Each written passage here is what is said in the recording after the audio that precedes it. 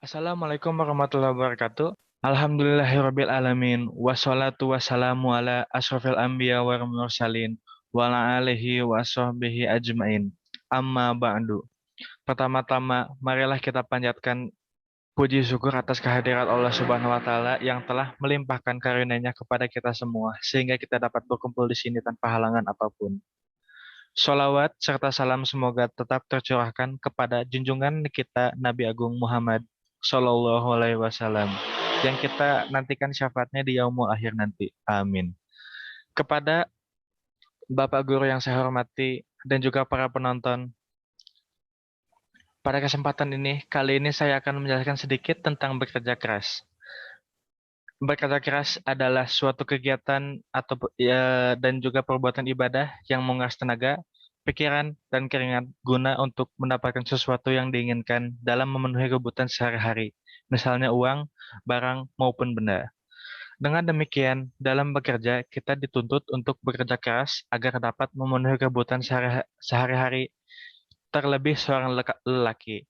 Mereka dituntut untuk bekerja bukan hanya untuk dirinya sendiri, namun juga untuk keluarganya. Dalam pandangan Islam, bekerja itu diwajibkan hukumnya. Rasulullah SAW bersabda yang artinya, bekerja mencari rezeki yang halal itu wajib hukumnya bagi setiap muslim. Hadis riwayat Tabrani.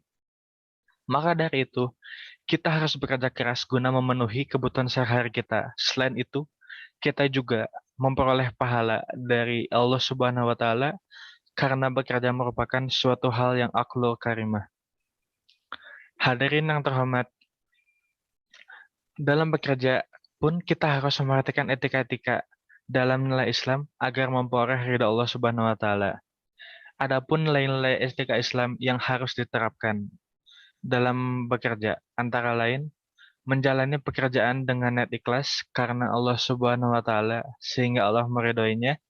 Karena jika tidak diridhoi oleh Allah, maka bisa menjadi dosa ataupun tidak akan bisa dilakukan.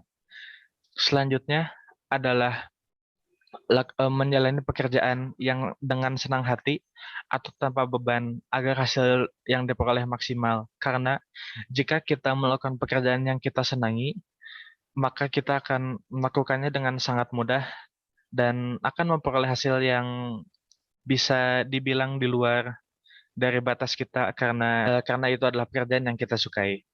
Lalu selanjutnya adalah mengawali setiap pekerjaan dengan basmalah. Yang dikarenakan jika kita membaca basmalah sebelum melakukan pekerjaan apapun, maka insya Allah hasilnya akan berkah. Selanjutnya adalah melaksanakan setiap pekerjaan dengan tetap berpegang teguh kepada syariat Islam sehingga bernilai ibadah dan hasilnya pun menjadi halal. Karena jika tidak berpegang teguh dengan syariat Islam, maka hasilnya bisa menjadi haram, bisa menjadi malah tidak berguna antara dalam kehidupan sekarang ataupun untuk kehidupan nanti. Dan terakhir adalah dengan melakukannya dengan sabar. Jika kita menemukan kesulitan dalam bekerja karena Allah, Allah menjanjikan bahwa setiap kesulitan ada kemudahan. Seperti firman Allah pada surat Al-Insyirah ayat 5-6. Fa inna ma'al usri yusra, inna ma'al usri yusra. Yang artinya, karena sesungguhnya sesudah kesulitan itu ada kemudahan. Dan sesungguhnya sesudah kesulitan itu ada kemudahan. Surat Al-Insyirah ayat 5-6. Hadirin yang terhormat, dalam Islam kita diwajibkan untuk bekerja keras karena tanpa kerja keras kita tidak mungkin bisa mencapai cita-cita dan kita tidak boleh terpaku atau merasa puas dengan hasil kerja yang kita lakukan. Allah Subhanahu wa taala berfirman, "Maka apabila kamu telah selesai dari suatu urusan, kerjakanlah dengan sungguh-sungguh urusan yang lain." Quran surat Al-Insyirah ayat 7.